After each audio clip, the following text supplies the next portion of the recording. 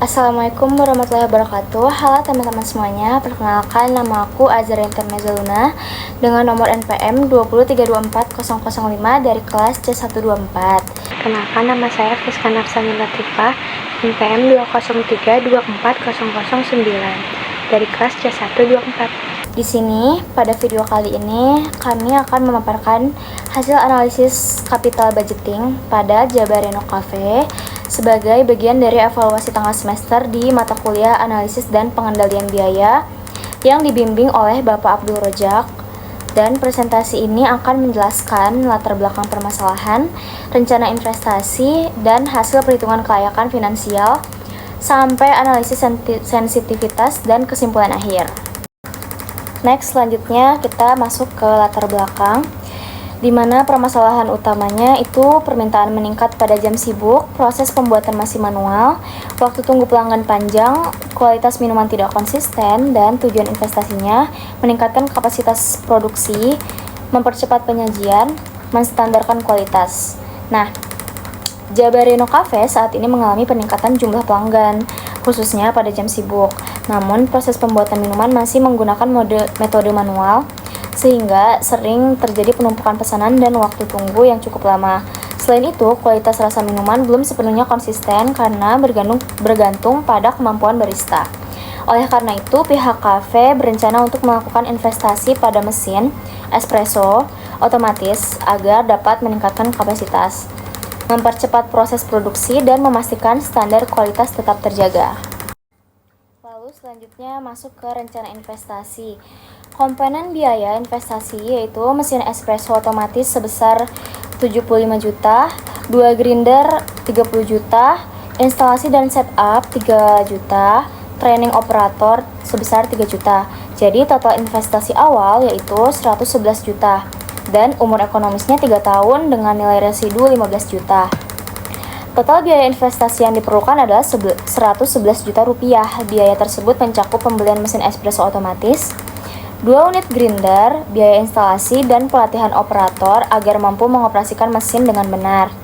Aset ini diperkirakan memiliki umur ekonomis selama 3 tahun dan nilai residu di akhir periode sebesar 15 juta rupiah. Investasi ini diharapkan memberikan peningkatan efisiensi dan kualitas secara berkelanjutan. Lalu selanjutnya masuk ke asumsi operasional. Asumsi ini digunakan agar perhitungan lebih realistis dan sesuai kondisi operasional kafe. Penjualan pada tahun pertama diproyeksikan sebesar 300 cup per hari dengan pertumbuhan sebesar 10% setiap tahunnya.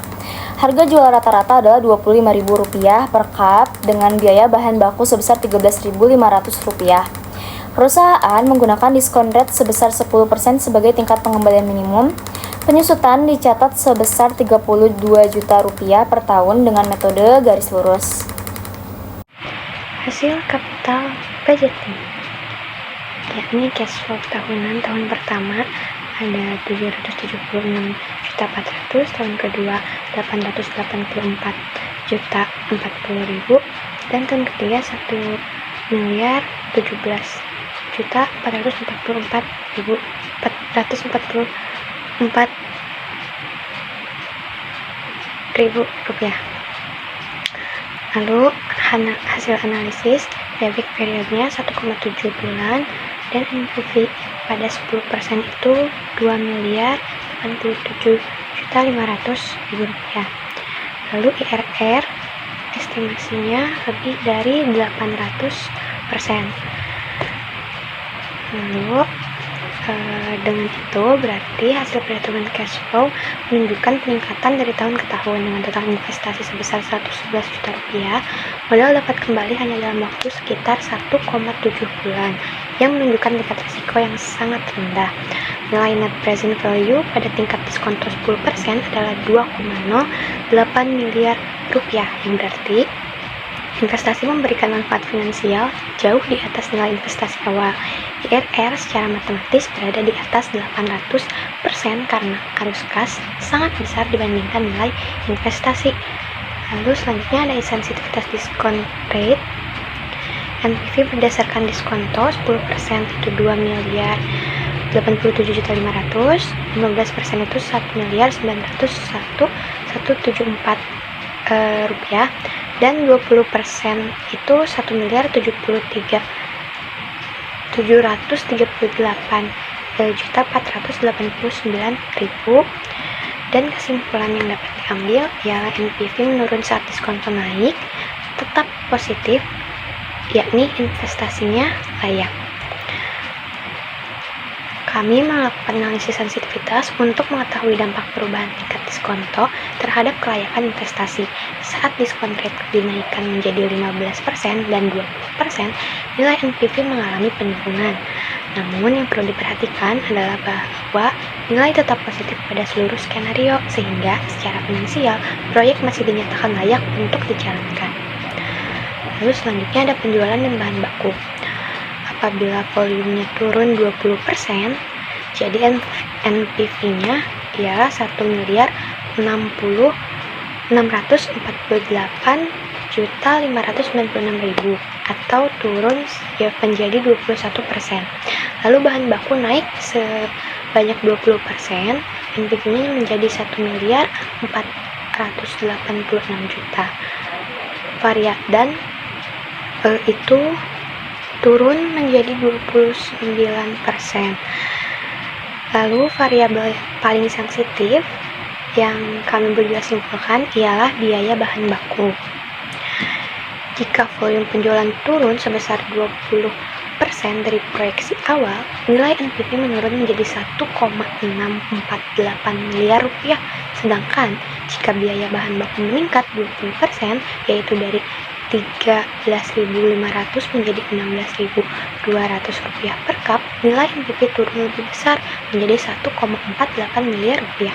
Hal ini menunjukkan bahwa variabel yang paling sensitif dan harus dikendalikan adalah biaya bahan baku.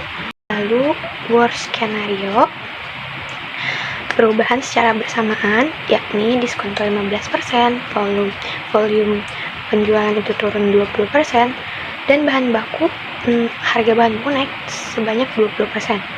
NPV hasilnya yakni 1.300.000.000 rupiah.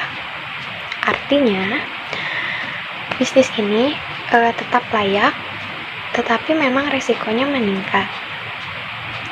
Analisis skenario terburuk dilakukan dengan menggabungkan 3 perubahan negatif secara bersamaan. Meskipun nilai NPV turun signifikan menjadi 1 miliar rupiah, hasilnya masih positif. Dengan demikian, investasi tetap layak dilakukan, namun perusahaan perlu memperketat pengendalian biaya dan memonitor penjualan secara berkala. Nah, jadi kesimpulan yang saya peroleh itu poinnya, yang pertama, investasi sangat layak secara finansial, NPV sebesar dan positif, payback-nya cepat, IRR-nya tinggi secara matematis, dan mendukung peningkatan kapasitas. Kesimpulan dari saya itu bahwa investasi ini sangat layak secara finansial. Nilai NPV yang besar menunjukkan manfaat ekonomi yang tinggi bagi kafe, dan payback period yang sangat cepat menandakan resiko yang rendah. Selain itu, investasi ini mendukung peningkatan kapasitas pelayanan sehingga dapat memenuhi permintaan pelanggan dengan lebih baik. Lalu kesimpulan yang saya dapat ambil ialah selain menguntungkan secara finansial, investasi ini juga berpengaruh positif terhadap efisiensi operasional dan konsistensi kualitas produk. Namun, karena biaya bahan baku sangat sensitif, pengendalian harus menjadi prioritas utama. Jika permintaan terus meningkat, kafe memiliki peluang untuk ekspansi. Mungkin cukup sekian dari saya. Terima kasih. Terima kasih atas perhatiannya. Mohon maaf bila ada salah kata. Wassalamualaikum warahmatullahi wabarakatuh.